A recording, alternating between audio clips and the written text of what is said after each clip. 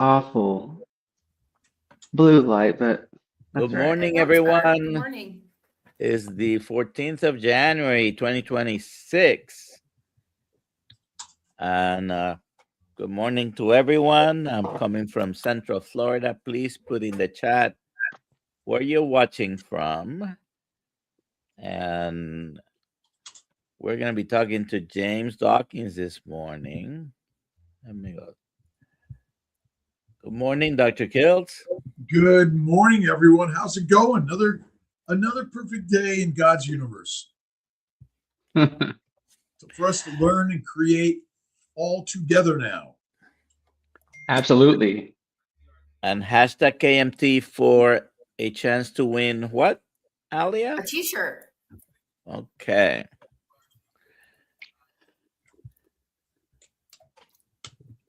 And You gotta just a reminder on the Tampa meetup. It's in 3 weeks. Oh, yeah. Tickets are going fast. I'm going to put the link in the chat, but it's also, you can find it anywhere. So we have a full day of things on the 7th, but That's also right. if you get a VIP ticket, a dinner in a there's only very 10 of special those place left. in Sarasota. That's right. There's only 10 tickets left for the dinner at that special place at Dr. Kiltz's house. Are you coming? Are you coming, James? I am. Yep. Okay. I can't wait. Yay. Always love community. Obviously love eating red fatty meat all the time. All righty. So, James, let's have you introduce yourself. Tell us who you are, what you do, why you're here this morning, your story of healing. Yes. Go Well, ahead. thank you for having me, number one. I am an enthusiast in the space of what we call carnivore today, but it goes without saying. This is because of the proper and powerful healing that it has brought my life. I would not be inspired to discuss anything with any of you, or vice versa, with you thankfully having me today, without this powerful healing of eating proper food. So 2 years and 3 months ago, I started a carnivore journey for me, eating meat and eggs. And now I've journeyed into the lion space where I'm eating just ruminant meats. But from depression, from anxiety, from diabetes, I was called pre-diabetic, but I don't really think that counts because it's on the same spectrum. I've erased those elements in my life, and now I've learned to live in confidence. I've learned to love things. These are the core elements to life that I really appreciate about my carnivore journey. Things I didn't ever receive nearly to any capacity when I was a fruitarian, when I was a vegan, when I was vegetarian, when I was pescatarian. So keto, all these things in life just really achieved greatness. And I say greatness from the standpoint of just like life, love, a willingness to achieve through eating red fatty meat. Very good. I was. Can I just sort of throw something out there? I've been looking a little bit at the new dietary triangle, which I equate a little bit to the Bermuda Triangle. Okay. It's an addition, but not a completion, no doubt about it. And then I was listening to oh my God, who's the main Harvard guy, Willits, nutritionist that claims that really a plant-based diet is the healthiest diet in others, and the major nutritional boards of the countries around the globe are still showing that a plant-based diet is healthier than an animal-based diet. And I'm wondering if that is still part of the propaganda of controlling the masses more than real truth. And I guess the question is, are we here to live a long time or a healthy, productive time? And would you rather live longer on drugs and doctors and dietary dissections, or live shorter and reclaim the truth and the warriors we really are? The warriors we really are. Absolutely. Health spans over lifespans. I would rather live a full life into my mid 60s, call it, instead of a troubled life into where I believe you're approaching now, which is the 70-year mark, Dr. Kiltz. And that's awesome for you, by the way, because you're just vibrant. But back to your question, we are sicker as a globe. And obviously the numbers, the math doesn't math. If we want to consider that we have 8+ billion people on the earth and nearly 40% have metabolic disease, and of those who are dying is because of any modern disease related to metabolic disease, that's an alarm flag. So I don't want that. I don't want to see what happened to my dad continue with myself. I don't want to see what happened to my uncle continue with myself, and I go down the line. I don't want to see what happened to my best friend who died at 61 years old. Happy to happen to everybody else. So these are, to answer your question, I have seen the ending of life, and I have seen the struggle up until that point, and I don't want anything to do with that. A friend of a friend was in a motorcycle accident, and it doesn't look survivable. Oh wow. I thought about it, and I said, doing something you love to do versus sitting on a couch and taking pills and being careful. Is our life really meant to be careful, or is it meant to be creative? Good question. Another good question. I'm sure you have them all queued up. These are great. Our life is meant to be creative. I am not going to wake up and be timid. I'm not going to wake up and stay in bed. I'm not going to wake up and not, especially now that, as we've discovered in the keto carnivore space, not go out and fulfill movement in my life. I'm not going to not go out and fulfill sunlight in my life. So these are areas where, the risk reward is really in favor of going out and doing things, because most of us aren't going to, unend in a car accident, even if we really tried. I'm not saying I'm making it very skeptical here, but even if we really tried. But what you can achieve is actually going out and trying to succeed at life, and going out and doing what you want to do and achieve what you want to aim to achieve, and then get somewhere closer to that. You will have a better chance of achieving that than versus like, I'm okay. People often say I'm going to end myself. Oh, Mark is on here. Mark is, I don't want to say this in a bad way, because Mark is an awesome coach. But if people are like, I'm going to try to end myself, that's very different than I'm going to try to better myself. The betterment side almost always achieves. Well, and I believe suicidality, criminality, depression, anxiety are all plant protein, low fat, 3 to 6 meal a day diseases. So if I feed a lion like a sheep, they become depressed lions, which think they're a sheep. And that's part of the problem here. You're called to be a warrior in life. We're not called to be a whip.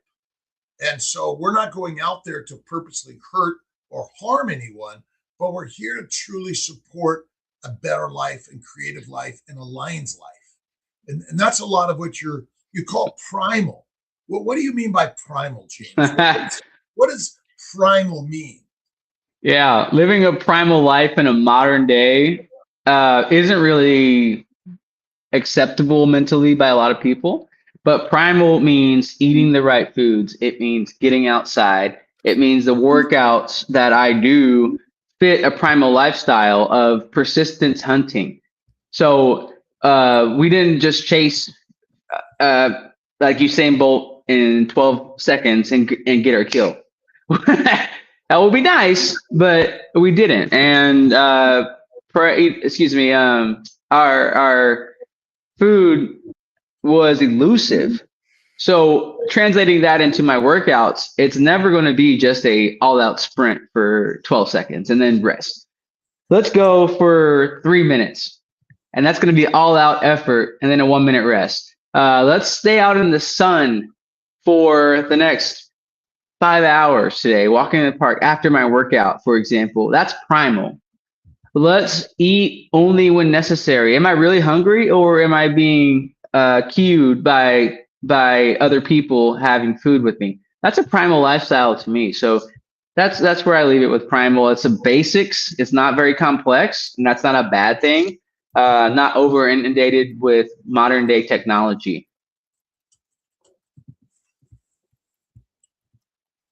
At one point, the masters of the universe created a story of easy, comfortable, and let's collect the grains and put them in a granary. And then I guess we had to create armies, slaves, soldiers, and peasants to control and protect, and then exploit through exploration, through the, I think they call it the Columbian, I don't know what the rest of the word is. I know I got it in my brain. Mm-hmm. But the Columbian exploration of the world, basically Columbus, but it had been done even before that. It just, the traveling across the waters to create more granaries and grasseries in order to now get us smoking marijuana and dope and cigarettes and drinking alcohol, which ultimately, from time to time in small amounts infrequently may be okay, but every day is a deadly exploration. And any comments on sort of our industrially produced ancient granaries and how they're killing us? Yes, absolutely. Humans can handle starvation foods or drinks in small amounts. And I think that vegetation is the starvation food. It has become a staple because, and really only because, it's cheap, efficient, and replicable within a season versus raising an animal for a number of years. And I understand where that comes from, but when we talk about optimal nutrition or talk about bioavailability to humans, yeah, grasses aren't it, grains aren't it, and it's clearly showing in our overall health across the world. But I do want to paint a broad picture in response to your question here, which is we can all go out to our yards. The grass is here all year long, and we can all just go sit there and eat grass if we wanted to eat plants. And we don't do that.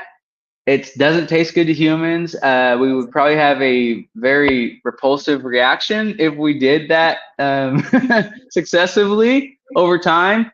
There's not a surprise that gluten allergens exist to me with humans, because we're not really supposed to eat these, I want to say proteins, but also just in general, any foods from the plant kingdom. Not to say that it can't be consumed, but it has clearly wrecked our health.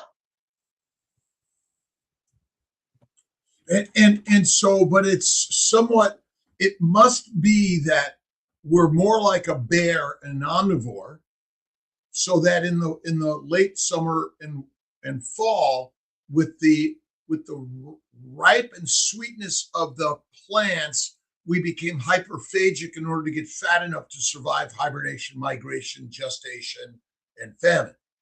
And so we're living our ancient way to get fat for the fall, winter, but we're really living it every single day.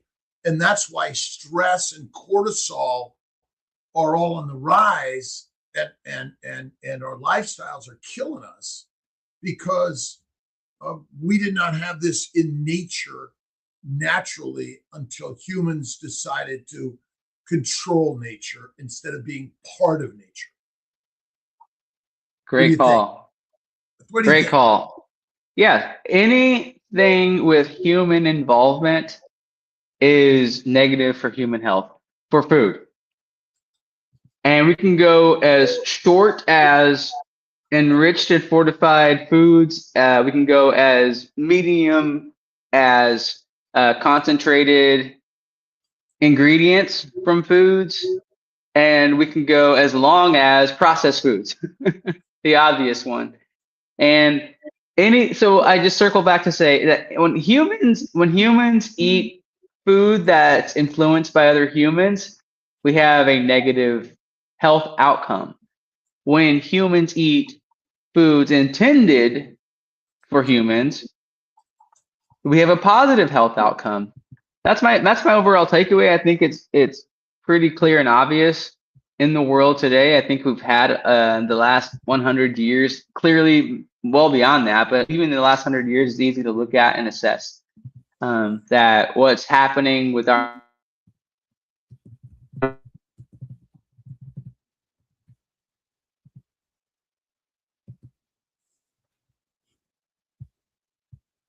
We lost James for a minute. He froze there for a second. Dr. Kiltz, I have a question for you. Was listening to a podcast,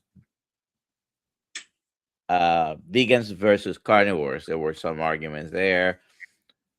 Very nice, not argument in the sense that we're fighting, but one of the claims from the people on the opposite side of the spectrum was the plant that side. The plant side. Yes. Okay. Yeah. One of the arguments from one of them was, well, we don't need food. What we need is nutrients, and it doesn't matter where they come from. So there are proteins, fats, and carbohydrates in plants. We don't need to necessarily get them from animals. What do you think? Well, that's a true statement, that you can get nutrients from plants, but since plants are we got you back, James. Hold on. Good. But so let's add James back. There we go. So plants or animals can be consumed by humans.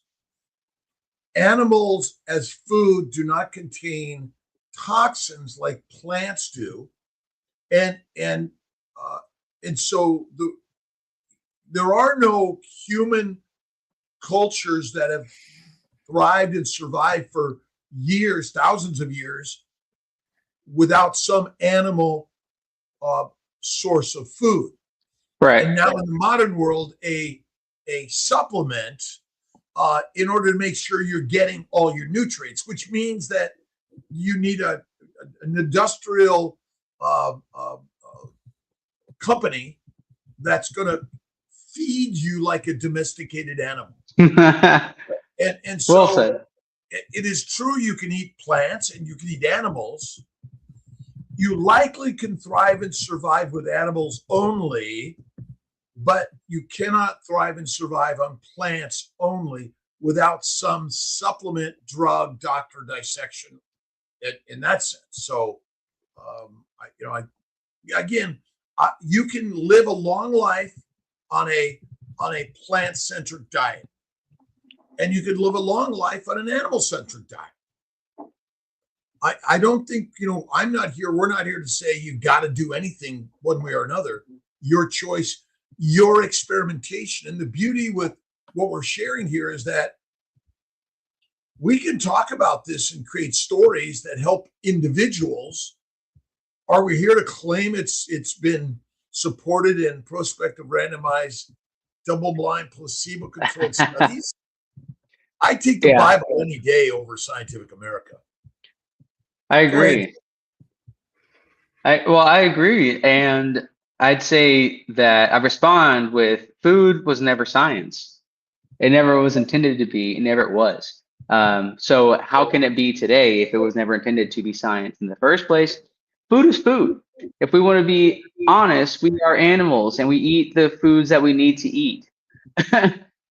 If we want to be honest with ourselves, we can also, in my take of it, of our view of our humanity, which is we don't rely on monocropping. I know other civilizations have, like you mentioned, Dr. Kiltz, but if we want to get back to the roots of a primal lifestyle, and I'm going to use that word intentionally, we wouldn't go out to our backyard and say, "I'm going to eat the grass." We wouldn't go roam and with animals and eat the grass. We would go hunt. And anything that when we were hungry during an extended fast, I do think we would call out and say, okay, well, we can eat this now. It's a starvation food. So, yes, to answer your question, ultimately, we sheep and peasants in the sense of being fed through human processing. Yes. I don't want to be part of that. I was part of it, and it's on to a new direction at this point. Would you stand here and claim that being a carnivore is absolute and everyone should be that? Ultimately, yeah. I mean, not a carnivore in the standpoint of what today's standard is. Yes, because we are so lost in what modern food is today. So if we want to talk about modern carnivore as being 70% plus of animal meats plus other foods, yes, I do think that all of humanity could benefit. We want to talk about vegan, vegetarian lifestyle, and I do value what was mentioned in the latest USDA food guidelines, at least calling out the potential for undernourishment or malnourishment on that on that vegan vegetarian lifestyle. I do think it's appreciate calling that out because that is a form of having to accumulate 10 to 20 different plants if someone's doing it honestly, enriched and fortified foods as well, including tofu in a sense. Even tofu, I'm not knocking the lifestyle, but it's relying on an industry and a system in a sense that's human related, human involved, to get the proper nutrients. And even then, it still involves taking concentrated, isolated forms of vitamins, minerals, micronutrients.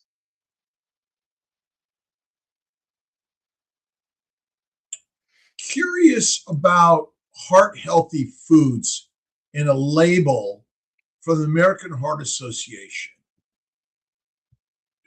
I don't know if you have much knowledge about this, James. You mean Maybe Dr. labels? Nelson. Labels on a box or Well, a bag?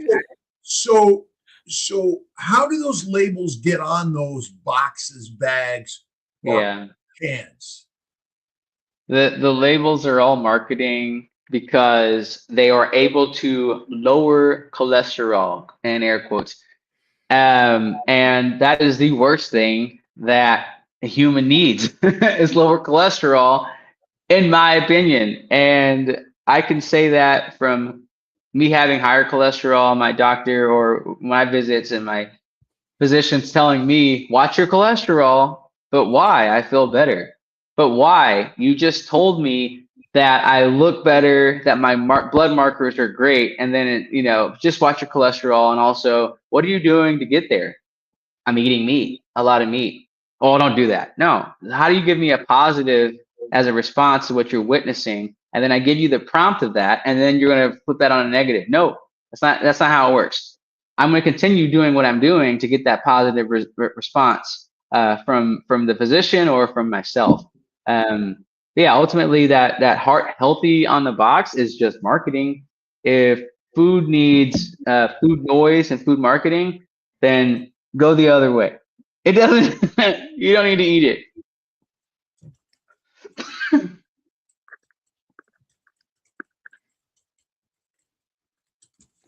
All right. We have a few questions, Alia. Yes, we do. Let's see here. Should I be taking iodine and or vitamin D during extended fast? No slow. I don't see why not. You can continue taking the supplements you were taking. Some people decide if they're doing a fast not to take anything, but what do you think, Doctor? What do you think, James and Dr. Kiltz? Dr. Kiltz, are you gonna go? I'm not really. Well, okay. So I don't know that answer. I mean, as an absolute, people take iodine, they take vitamin D. Dr. Nelson, where's the prospective randomized study that has really proven this without a company that sells or markets these things? Don't know the answer to that. But Yeah, my answer is if that's what you're taking, this is something you're already doing, you can continue to do it during your fast. I don't see. I agree with you, by the way, that you're on a fast of food, but whether you're on medications or supplements, I would say in general, those don't count as food. Yeah. And so, you're not eating them, consuming them all day. Now, energy bits, spirulina and chlorella. Chlorella, thank you. If you consume those all day, now it's really a food. It's food. Yeah. I mean, small amounts, which provide a lot of minerals and vitamins, along with some food. You got to decide if you consider that breaking your fast. I think small amounts as a supplemental idea is not likely, and maybe might even be the same as you take your liver pills. Small amounts as a supplement, but not as your food. I would say, vitamin D, K2, and iodine are okay. Alia? Good morning, all. James, may I ask, when you were vegan, was it for health or some other reason? And as a carnivore, what do you eat and do you treat? Hey, Alia, by the way, I've not got a chance to say hi to you when we went live, but hello. No worries. Hello. I ate vegan. Actually, I entered a vegan lifestyle because of marketing, mainstream marketing, and because that's what I believe to be healthy. And I will say I was undernourished. I thought I was being sexy, taking my shirt off, and like my lower portion, my pants didn't fit anymore, and I was like, this is awesome. I am so hot. And I couldn't see anything from the difference now, or the opposite now, of how undernourished I was, because I did vegan properly. When I say properly, thank you, Dr. Kiltz, giving air quotes. Quotes. Yeah, which is I'm going to eat the plants. I'm not going into anything else. I'm not going into the enriched and fortified food, as I alluded to earlier. And shoot, I could not run to save my life. I could not work out the way that I enjoy to save myself from myself. And I was in so much pain. My bones were brittle and hurt. That's a fact. So this isn't the vegan version of supplementing that is required. That's why I'm so appreciative of what I see in the modern or updated food guidelines as soon as this week that were released, as far as making sure you get proper supplementation, because that's necessary. Because I veganed properly. I went without supplements and I did the plants, and the plants didn't do it for me. And I won't talk to any other humans, but golly, I was struggling. So to transition really quick over is, as the carnivore, I'm now lion. I'm eating ruminant meats, mostly beef. I love lamb as well.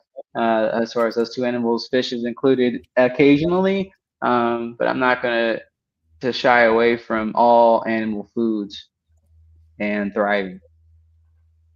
It's really difficult because we've been so masterfully mentally manipulated that this idea of who and what you eat, what should be. Like meat is bad for you.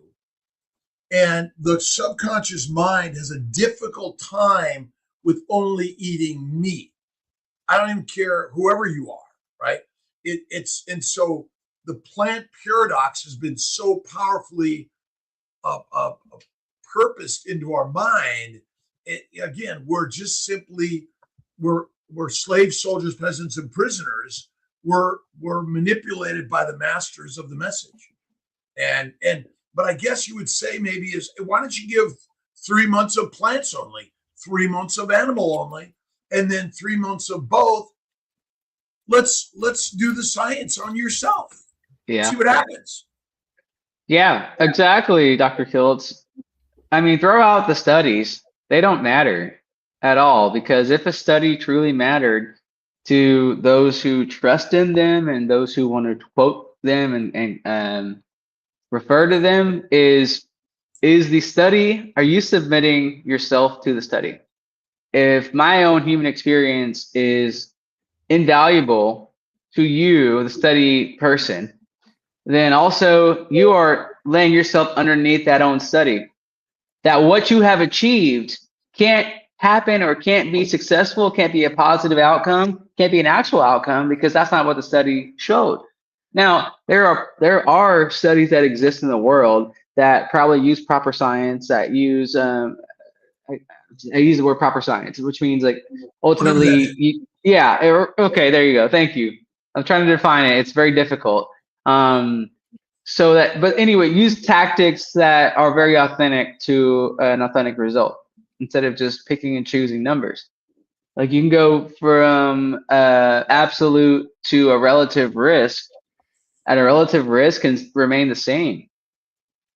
A relative risk can remain the same from 1 out of 10. If you have 2 people in a control and 3 people in your experimental group out of 10, that's going to be the same amount of change all the way to 1 million and 1 billion and 1 trillion.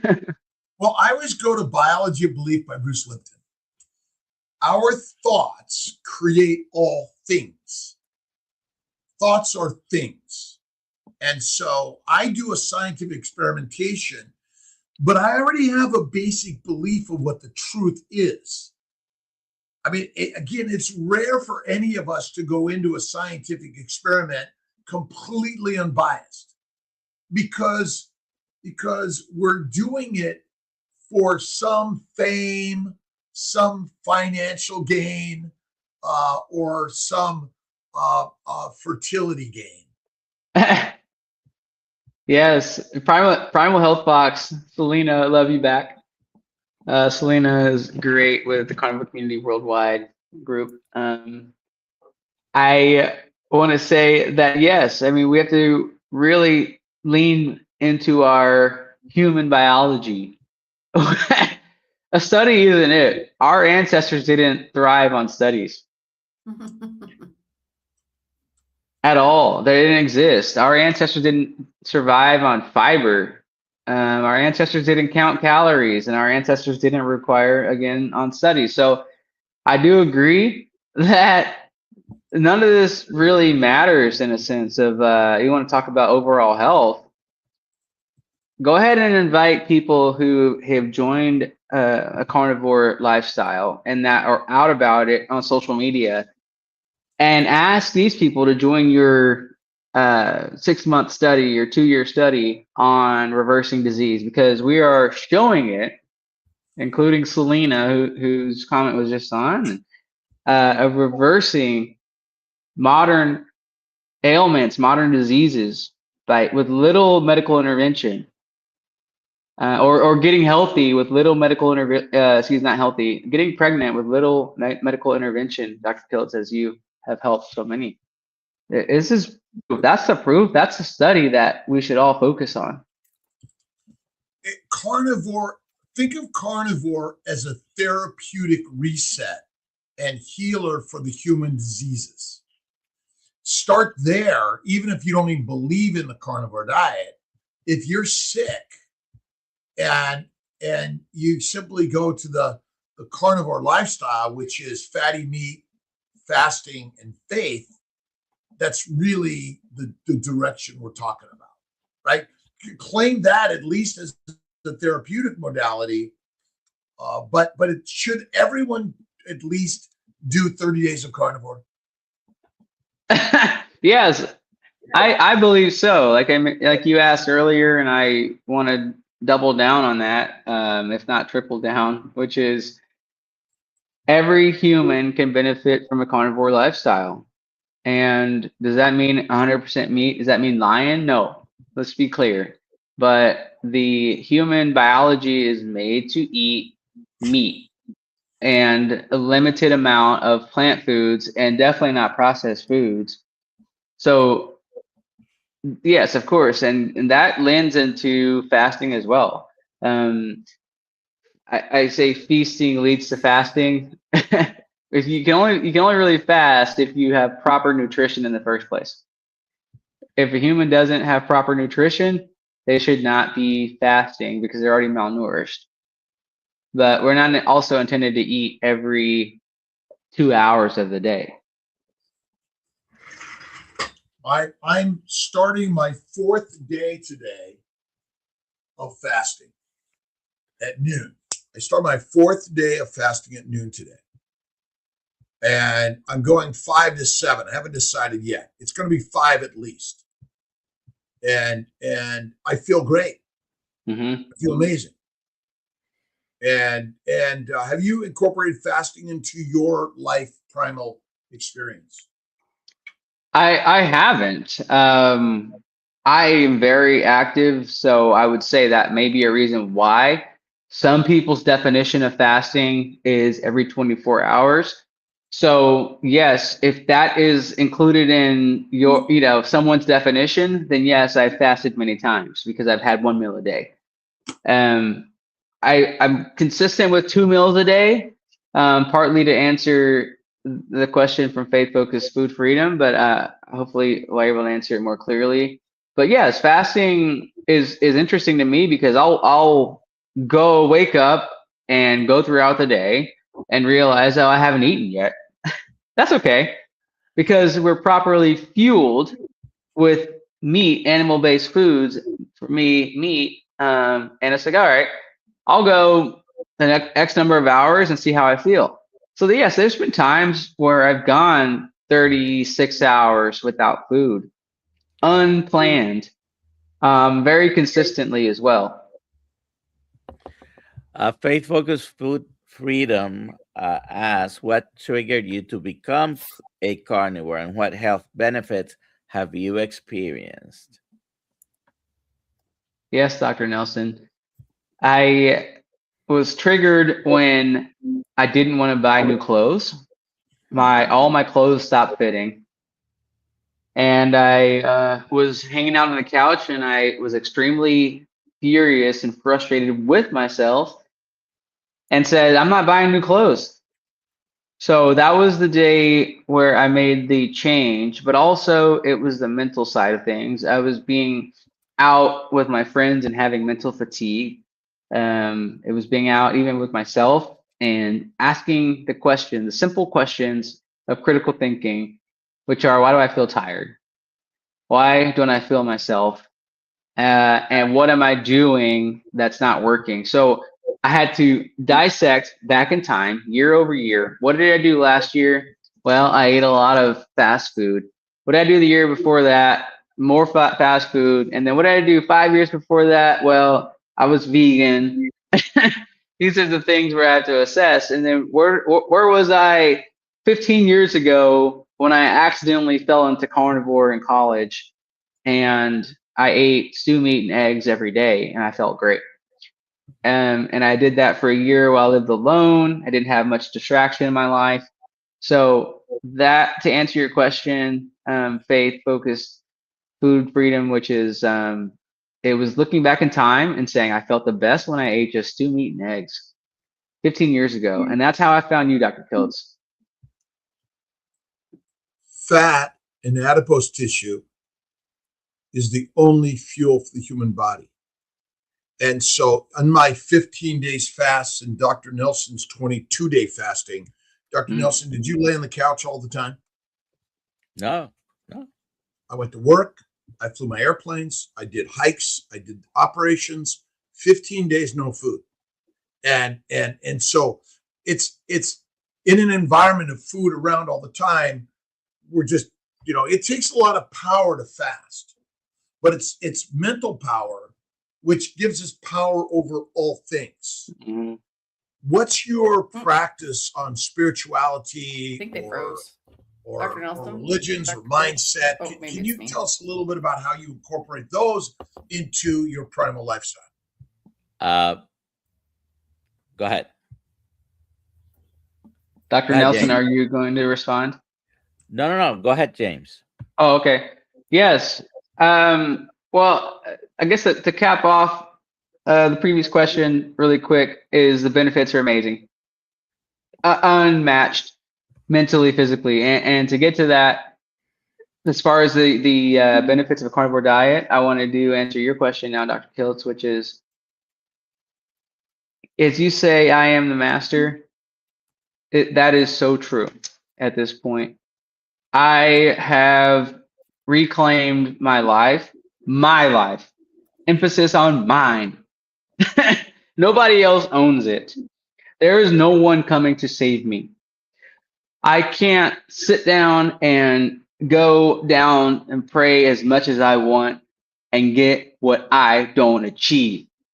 And that's what carnivore has really helped me see or renewed perspective on that. So I now have a sense of self-management, of not delaying, let's get things done and make proper decisions for the best outcome. And a lot of times decisions aren't difficult. Critical thinking is not difficult. It's just making that right decision, asking the right question. And so that's where I'm at. I'm not a very religious, if you want to speak to that term. I'm not a very religious human because I have somewhat seemed to found it in all of us. What's the best side of you, Dr. Kiltz? Alia, what's the best side of you? Dr. Nelson, the best side of you? And that's how we become better.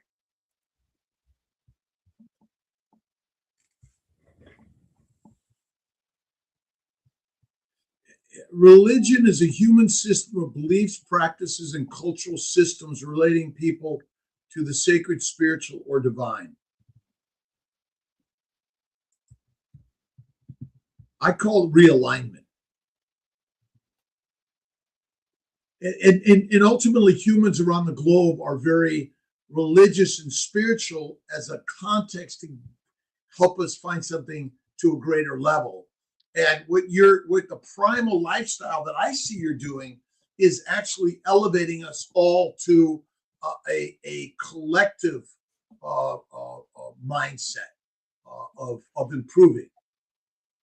Yeah, I do. I do agree, but also I do think in general, whether it's our food system or whether it's modern religion in general, there is a level of not being able to have master control. And I think that's where I'll speak to myself and not for others, but I think there's a level of reaching master control of your own life in order to achieve maximum potential. I don't think what I do want to say is that ultimately it's like, look, if it comes to religion specifically, go ahead and ask for forgiveness. Go ahead and ask for gifts. Ask for. Go ahead and repent for. It's never control.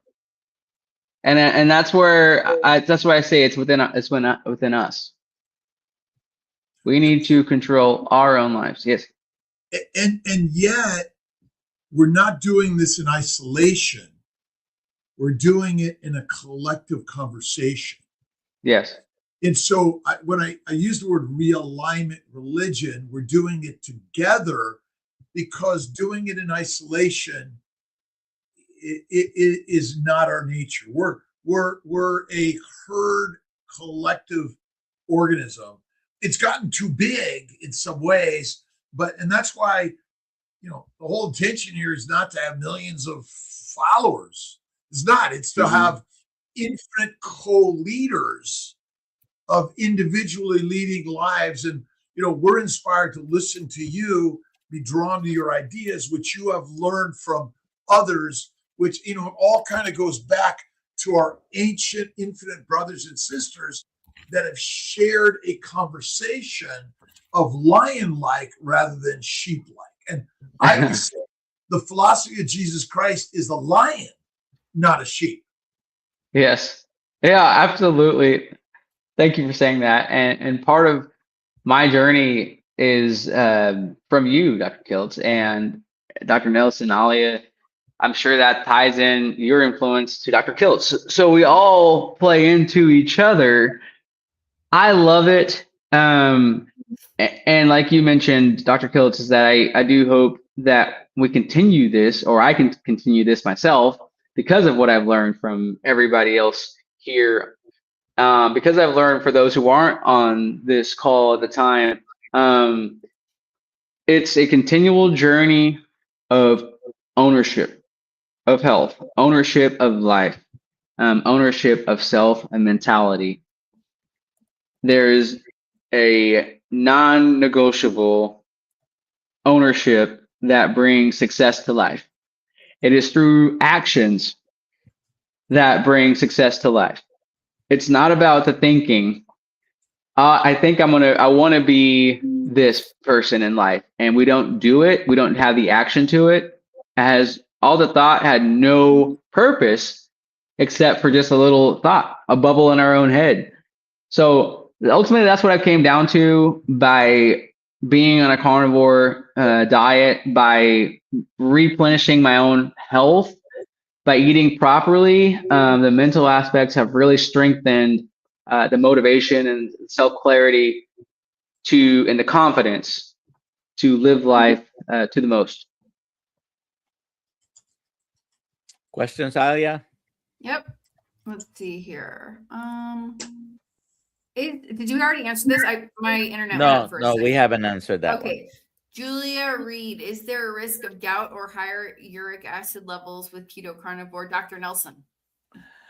Well, actually, I want Dr. Kiltz to answer the question about risk, because he has a beautiful answer for that. But yeah, you could. Some people experience one last attack, so to speak, but a lot of people have put this in remission, going carnivore and even very low carb. But Dr. Kiltz, is there a risk? Well, let's see. So there's a risk to everything in life, no matter what your diet lifestyle is. It's just a different risk. But in general, gout is a disease of a plant protein, low animal fat, 3 to 6 meal diet in general. If you go carnivore, fatty meat, by the way, and I think it's fatty meat and fasting. You feast and fast. You eat less frequently, add more fat. You are going to reduce your risk of gout, if not clear it up completely, if you suffered, and reduce the risk completely. But I think I see too many carnivores eating a lean meat diet, overcooked, low fat, which then, uric acid levels rise in a high protein, low fat diet, and can continue a risk of gout. But carnivore, keto, much lower risk of gout and clearing up significantly. Next. Let's see here. Dr. Nelson, what point can we make to a vegan that is more concerned about the environment than their health, really concerned for family members being an example with good health doesn't work? It concerns me that some people may have the misguided notion that it doesn't matter if I get sick, but I'm not going to eat that. Okay. many ethical considerations of vegans, unfortunately, are misguided. They're fallacies. For example, the number of animals that die from extensive monocropping, it's huge. And just because, I may eat the equivalent of one cow a year, I'm not going to, because of mistreatment of animals. Now, some people have religious beliefs, and because of their religion, they might be vegan or vegetarian. We have a whole subcontinent of people in Asia, right? That if they are of a certain religion, they don't eat any meat. I respect that probably a little bit more than the ethical consideration, because many of those ethical considerations are actually fallacies. What do you think, James? I agree with what you've just mentioned. I think monocropping is not natural. For those eating an avocado every day right now in January 2026, is not natural. That because they just haven't grown anywhere in the world, even on the southern hemisphere, because I'm in the northern hemisphere, just for reference, because I know you have a global audience. So think about the things that we're eating. Monocropping has really driven all the nutrients out of the soil. We're using fossil fueled,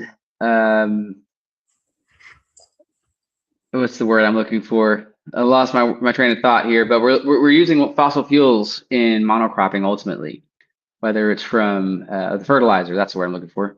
Some argue that there's more contamination from that than cow farts. So, well, it should be Cows are everybody. killing the world. Has nothing to do with human warmongering and drug delivery and exploration and exploitation of humans. And plants, by the way, are live organisms, and they control us. Yes, absolutely. So I do agree with even the latest comment that's written, that entire ecosystems are destroyed through monocropping.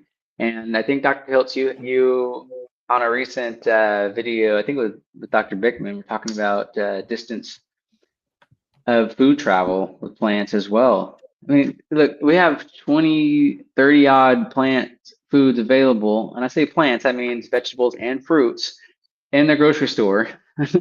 And that is really just a minuscule portion of all the plant life available in the world.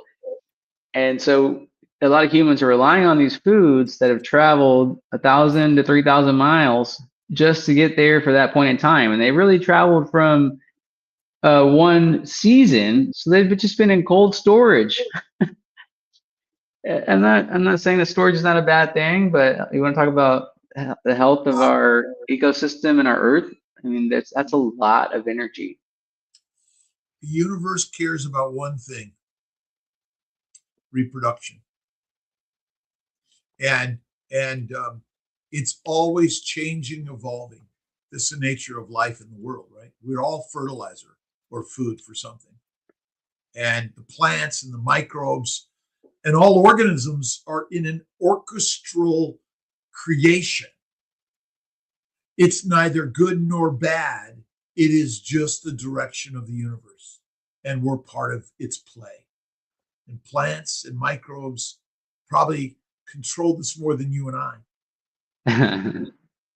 The light eaters, Zoe Zanger, and basically without sunlight is just on a journey to create life on Earth.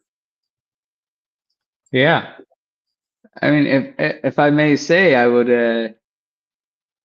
Oh, we're going into the page. Okay, but I was gonna say one thing I had in my mind is when my father passed away just over a year ago.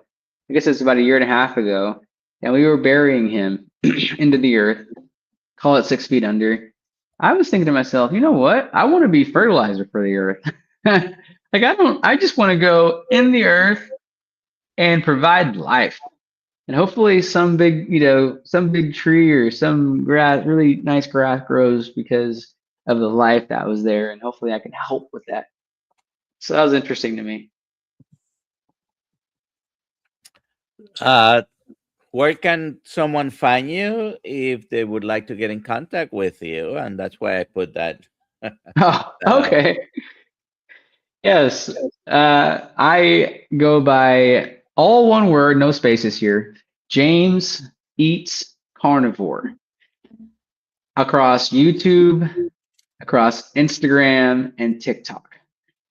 And that, the headline of my profile is James Primal Lifestyle, because I do believe a simple lifestyle is optimal for humans. Eating just meat is optimal for humans. That's simple. Getting out in sunlight is simple for humans. That's optimal. Having some functional movement is simple for humans. That's optimal. Going to the gym, for example, for 90 minutes and doing X number, 10 number of workouts can work, yes, but that's not simple. I just think just do some simple functional human movements. Yeah, I mean, is going to the gym a requirement for anyone's health in life? Absolutely not. And Right. clearly because of our modern disease structure in the world, yet we have the most number of people applied to a gym or subscribe to a gym. All right, let's hit it, Alia. All right, here we go. It's really great having you here today, James, and keep your journey going and sharing your beautiful ideas and energy. And we're all on our way for fertilizer and food. Let's make ourselves the very, very best for all of our brothers and sisters. And let's again invite all of our vegan, vegetarians, Mediterranean, pescatarian, carnivore brothers and sisters together as one, because we are all that one thing of beautiful God's energy of the universe. Congratulations, Bride's Biscuit. What do they need to do to claim their prize, Alia? Email me. You have my email, but it's alia@drkiltz.com, and we will get you a giveaway. Congratulations. Thanks for playing. There we go. All right, everybody. It's been awesome. Thanks for being here. I'm on my way to the operating room. I love you guys. Bye, Dr. Thank Kiltz. you. Okay, bye. All right. Bye, everybody. Have a